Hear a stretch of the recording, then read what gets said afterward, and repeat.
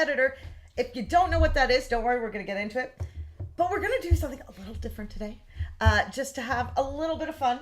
I'm going to introduce this woman beside me. Her name is Rena Little. She owns Little Works Indie Media. Not only does Rena teach social media marketing, she also does it and specializes in creating great content and bringing it over to your socials to actually build a good plan, so you're not just pushing out social media posts. Anyway, that's Rena, all the way over in Vancouver.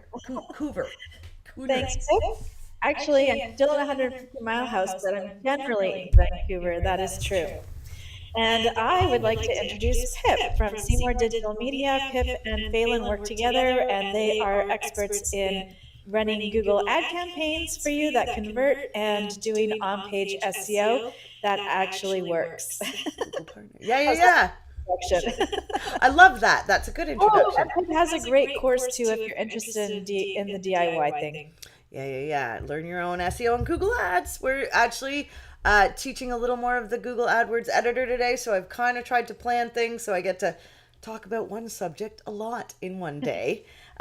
Okay, so first things first, what is the Google AdWords editor? Why are we talking about it? No one asking the questions. Oh yeah, okay, you ask the questions. I have zero answers. That's the problem. This is not my topic at all. So tell us exactly what the Google editor is, Pip. It is a tool used by the experts. So if you know about the Google AdWords editor, I believe you're probably more of an expert in Google Ads than if you don't know about the editor, because the editor changes your life as a Google Ads person.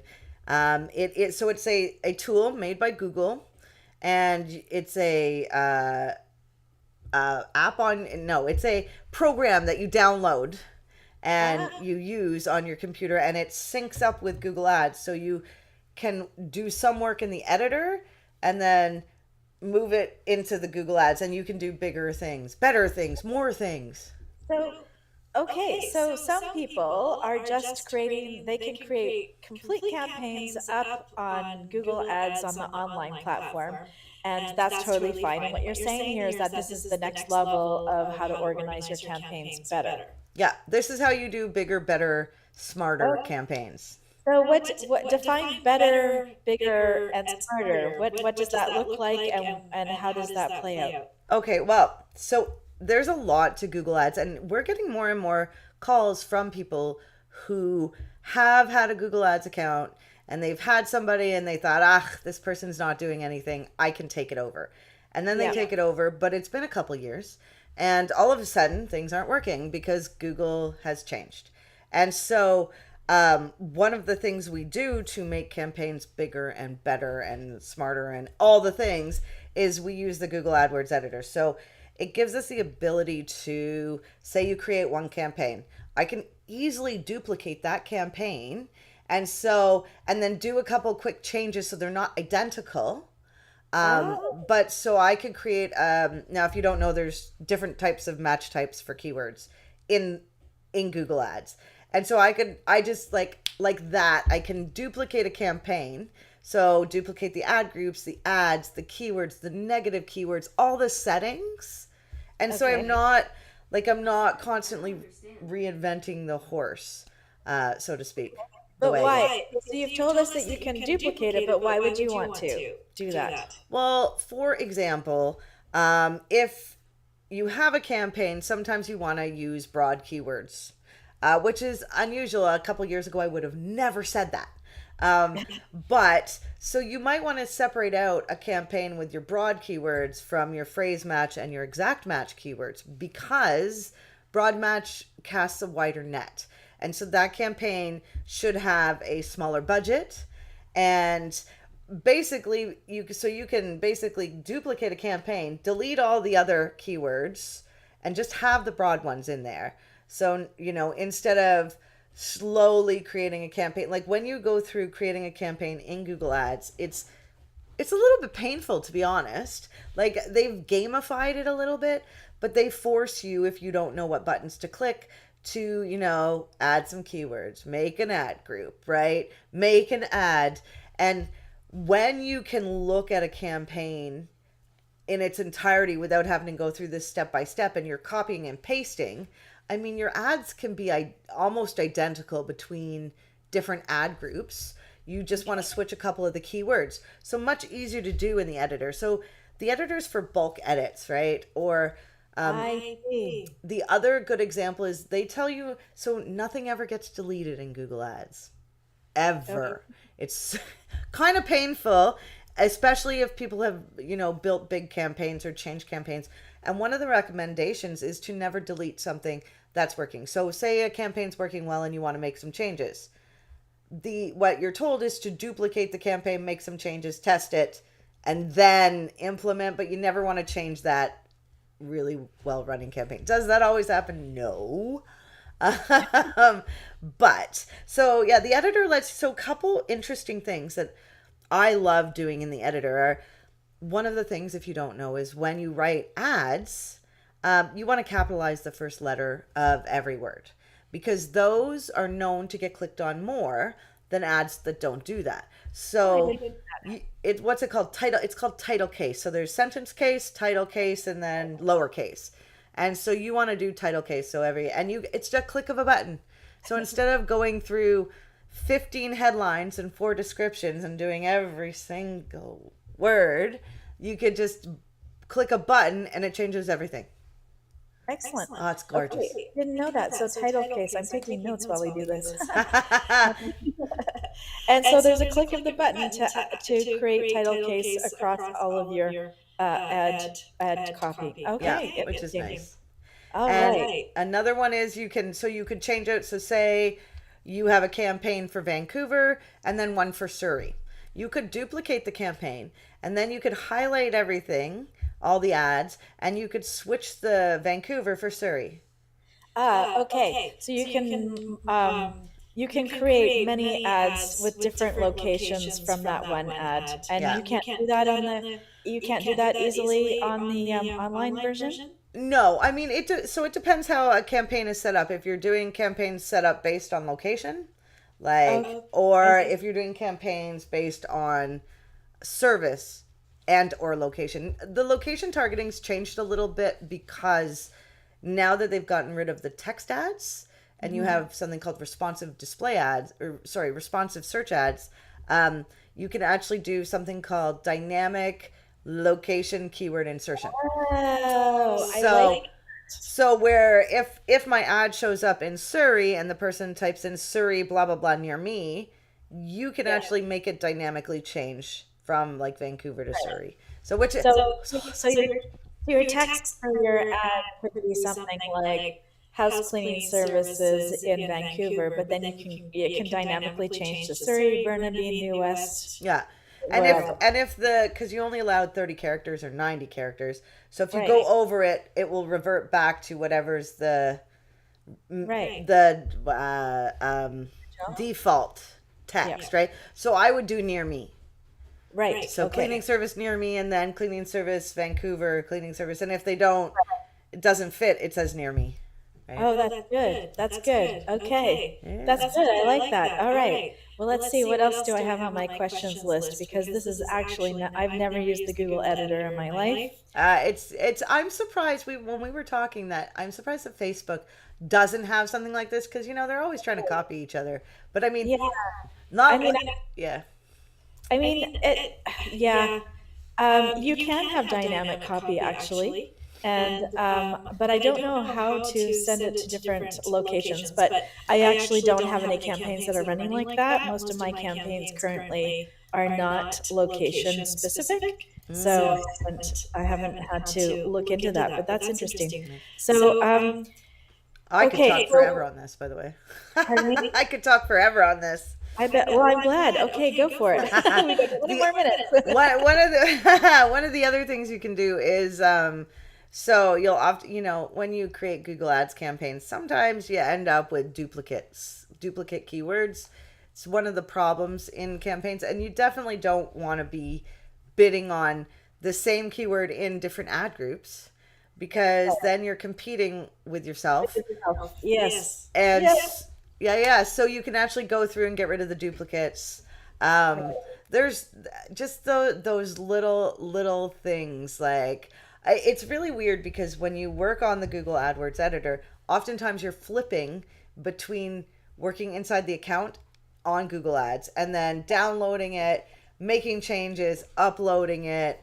And so there's a lot of back and forth. You just have to make sure that you don't make changes on the like desktop or like in the editor and not upload it and then make changes, right? So there's a lot of like, oh yeah, because there are some things you can't do in the editor as well as you can do on Google Ads. They actually have a secret, I call it secret, group that deals with the AdWords editor alone. And the guy that built, I think, the AdWords editor opened a company called Optio.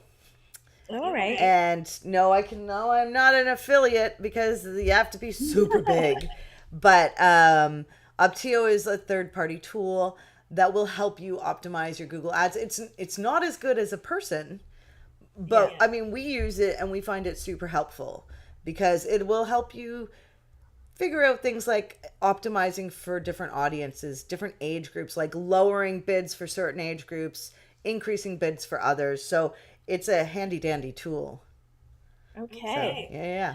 All right. So, what kind of results should you be getting to understand that this campaign or this ad set or this ad is working? Like, how do you figure that out? Because if you don't really know what you're aiming for, then making mass edits seems like, because you want to have, I mean, what I like to do on Facebook is be really systematic with how I test and how I organize my campaigns so that you can really figure out how things are working and what is actually working, not just flinging ideas at the wall and hoping something sticks, right? So what are the KPIs that you're looking at when you assess your campaigns? Oh, that's interesting.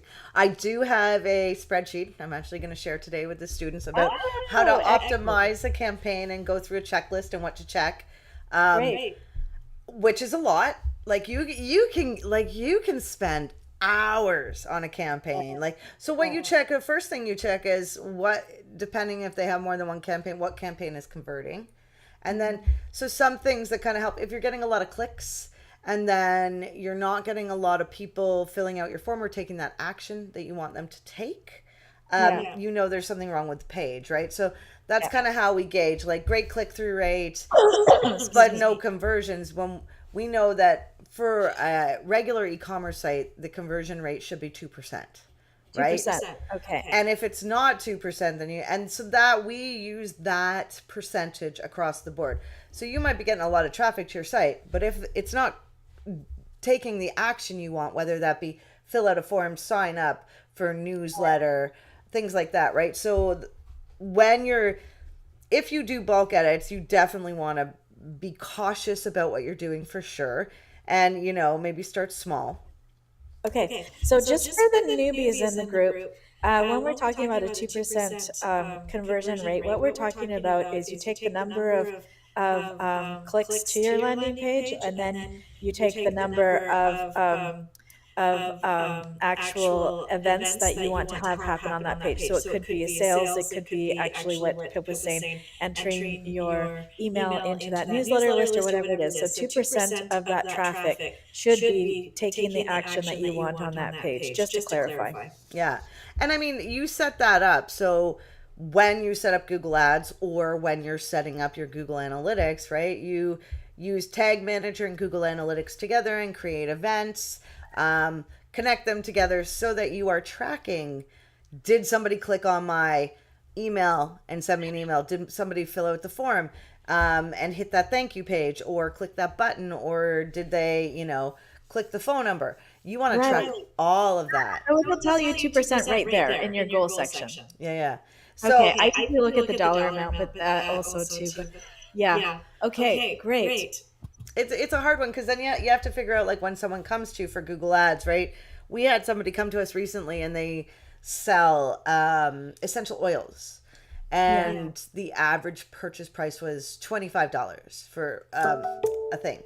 And so I asked, well, what do people buy? They spend an average of $75. So in order to pay for me and the Google ads, you need to sell this many Volume. for this flat rate. Yeah. So, to get you where you want. So it has to make sense. Like if it's costing you $50, Yeah. Yeah. is it But worth it?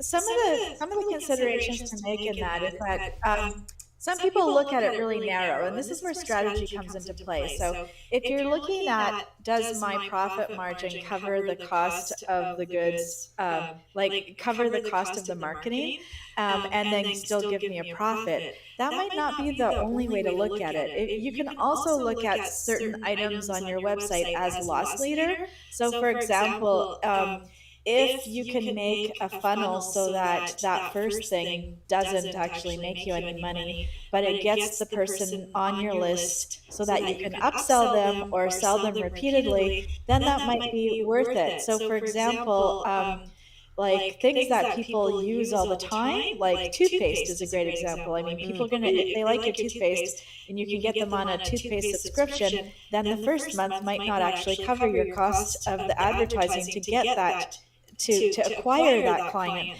but ongoing you're going to make the money. So you have to look at your strategy, not just the numbers. It is true. The lifetime value, right? Like we have a joke around here that when and we say this to our clients, which is we're like an accountant. We want to have you as a client for 7 years or until you're dead. Because SEO is not you do it and it goes away. No, it it's is not a one-time thing. It is a lifetime commitment to good marketing and doing the right things. I just looked up toothpaste to see if they have ads, and I never thought about it. But yeah, like full on, there's my favorite examples because people have a hard time imagining the kinds of things that they would use ongoing. So toothpaste is an easy one, but that's exactly why so many people all of a sudden you're finding subscriptions for like those I love subscription. I love subscription boxes. I get underwear. Yeah, exactly. Subscriptions are a great way to offset that cost of marketing that you're going to pay to initially get clients through the door. Well, and this actually brings us to a really good point about ads and creative, right? Because so I'm looking at these, and this ad says Pro Enamel toothpaste products. Nobody cares.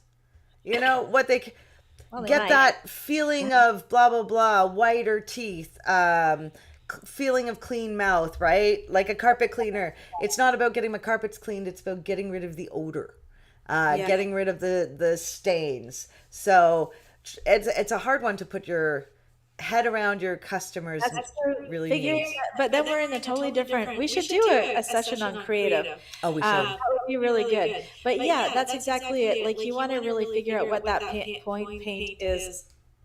Pain. It's point pain works too. The point is of your client. It's not what you do. It's what is the problem that you're going to solve for. Yeah. And benefits. What is it? Should be benefit, and then the other one is like feature, right?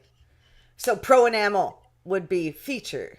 The benefit would be stronger, sturdy teeth. Yeah. So yeah, it's I mean, we have deviated, but to go back to the Google AdWords editor, super easy to make bulk changes if your ads aren't working, right? To change copy, to get better. So one of the big things with Google Ads is if you have a great ad that targets a great keyword and they match, and then it also matches to your landing page. So you have the keyword in your ad, you have it, you're bidding on it, and it's on your landing page, you get something called a quality score. The higher the quality score you get, the lower cost per click you'll pay. Oh, I've got a couple of questions regarding this because this is always my biggest beef. I actually watch quality scores doesn't necessarily mean that your ad performs in a great way. I don't know about Google Ads, but True. definitely on Facebook, you can get a really high quality score and zero sales from that. And vice versa, I've gotten really low quality scores. In fact, I've had clients go, "Why is the quality score so low? We need to fix this." And it's the best performing ad campaign that we have for them. I'm like, no, don't touch it. That's just Yeah, yeah, Facebook. yeah. It's converting. Don't So, touch it. yes, Yes. the question is how, how much faith do you put into those quality scores, or do you actually just concern yourselves with the numbers? I'll look at them like it Yeah. is a way to optimize an account. However, Yeah. is it the only way? No. But I know I'm gonna get like I do. In the end, does quality score really matter? It, are you going to notice the difference in the cost per click for yourself? Maybe not, because they don't tell you like this person paid this and this person paid that. This is the second point about that quality score and the cost per click. That's the other thing, is that I don't know if this works the same in Google Ads. You can tell me, Pip. This is what I'd like to know. But in Facebook, there are all different kinds of placements where you can put your ads, and certain placements end up costing more because more people like those particular placements. For example, the news feed is a more expensive placement than, say, an in-article ad or a right sidebar ad. So some marketers, I've often taken those placements out because they don't convert. They never convert. I never get traffic from those spots, or very rarely, or not significant enough. And then, but what it does is it actually reduces your cost per click, and your cost per result throughout the entire campaign. But it's kind of like sneaky, because it would just be something that I see a lot of marketers using to keep to show that they can do a lower cost per click, but it doesn't actually provide any particular results. So sometimes I don't mind a higher cost per click, because that doesn't necessarily, like, if you're measuring your cost per click in one particular placement and you want to try and get that down, that's fair enough. But if you're using different placements to average out that cost per click, then I find that more sneaky. Interesting. Yeah. So with Google Ads, placements, so you can do something called observe. Okay, we have text ads. Text ads show up in search. So we consider that like basically intent-based marketing, right? The consumer has an intent to find something. You are right there when they are looking. So when doing that, inside Google, so you're doing search terms. However, you can target audiences, but before you target an audience, and that's part of optimizations, you actually can observe the audience. And so you want to make sure you're observing all the audiences, because over time you'll be like, oh, okay, depending on the industry. So for, I think, housing, not a good idea to do, because there's a lot of rules, but targeting age differences, right? Like we know that anybody 18 to 24 might be there's less of the population looking to buy houses at that time, right? Yeah. So when you observe, if you want to, so it's a way to narrow. So if you actually target an audience, you stop showing up for everything else but that target audience. All right. Okay. So can you just do multiple campaigns to try and target different segments, and then match your like, I like to match my creative with what's going to work with that, like using language that's going to be appreciated by the different demographics, different age ranges. Yeah, I mean, so with display ads, when you create a display campaign, you'll have, and a display ad is like a square box ad or a rectangle ad that is on like blogs you read and things like that. An image? Yeah, and it's an image. Okay. And you can do in market. So the way you're supposed to do it is in market, affinity, and retargeting. Retargeting, they're people that have been to your site, left, and you are targeting people that have actually hit your site. In market are people that are in the market for whatever you're doing, and affinity is people that look like those people. Like a lookalike audience. Yeah. Right. Okay. And if you spend, I think it's up to $50,000 in Google Ads over a lifetime, you can actually upload your customer list. Oh, you and can then do that? target them. Yeah. Okay. And does it have to be within one ad campaign for your target, or can an Account. agency do that if they have multiple accounts? Oh, it has to be in an account, I Got it. Okay. believe. But I mean, honestly, like one of the things that is weird is the longer you do Google Ads, the kind of more, uh, the better it is for a business. A little bit, right? Like Google does give preferential treatment slightly to people who've been doing it for 20 years. Now, that being said, do they say that out loud? No. But Google Ads is constantly changing. If Google, I mean, I feel like it's the same with Facebook. Facebook gives good support to business owners, but they give better support to agencies because they know that agencies are the money makers for them in a lot of ways. Like we hold multiple accounts and manage multiple accounts, and and we could get to a different level than what the average business owner can do in a lifetime, because it's not really the business owner's job to become a marketing expert.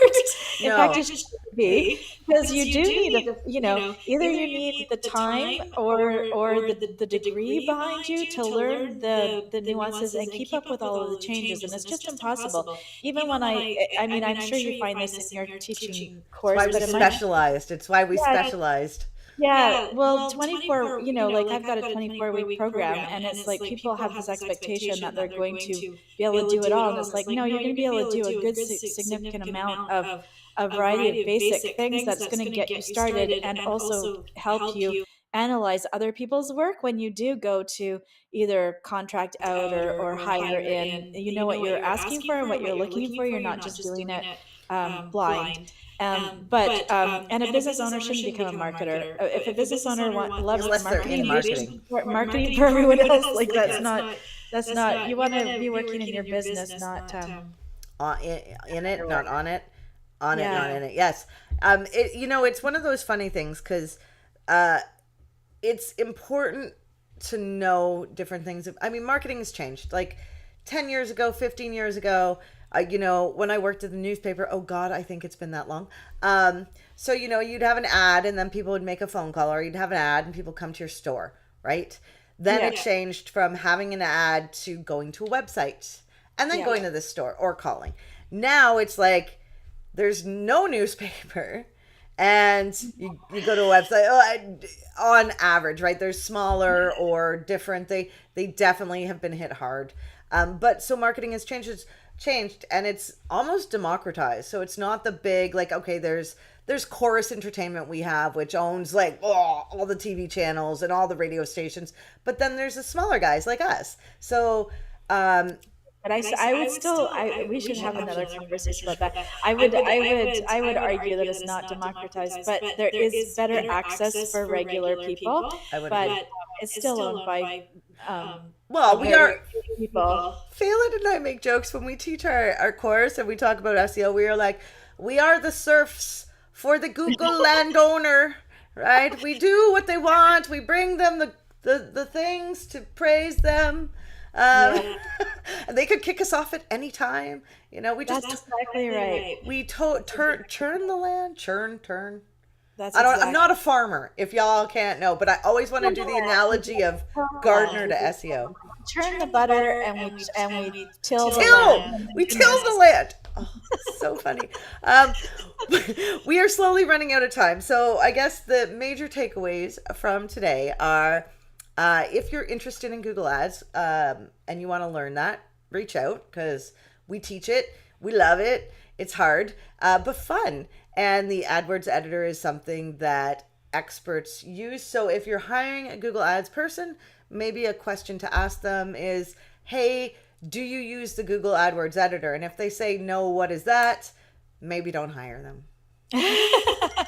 That's actually a really good point. Yeah, we're actually creating a list on our website for hiring SEO or Google Ads people that says what questions to ask when hiring. Yeah, that's a good blog article to have, actually. And a Yeah. checklist. Yeah. Bam! Who's into marketing? Is that checklist going to be downloadable? Yes, of course it is. Excellent. We are, so as you all heard, that we are teaching Google Ads right now, and I got my, they're not grubby hands, but I got my tiny hands on our on our topics above the other marketers. So next week we're actually talking about I think the special buttons that you must click on and off to save yourself money. The most important buttons in Google Ads. I think that's what we're talking about. Google Ads setting that will save you money. Yeah. Because isn't that what it's all about in the end? Save you money, make you money, right? That's what a good marketer should do. Totally. And with that, we have 8 seconds left. If you have questions, or you are joining us on YouTube or in a Facebook group or on a Facebook business page, we actually have a group called Cyberpunk Geeks Marketing Mixer. Just type in Cyberpunk Geeks. It's all for marketers and business owners who love marketing. And in Facebook. Thank you very much. Thank you very much. And we get together every Thursday at 11 a.m. Pacific time. We have a chat here.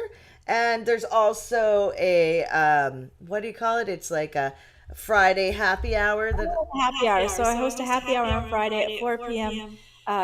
Pacific time. And it's just a casual kind of debrief for your week. Some ideas, ask some questions to get into the weekend. Yeah. So join us if you're not there, and we will see you next week. Right, bye. Bye.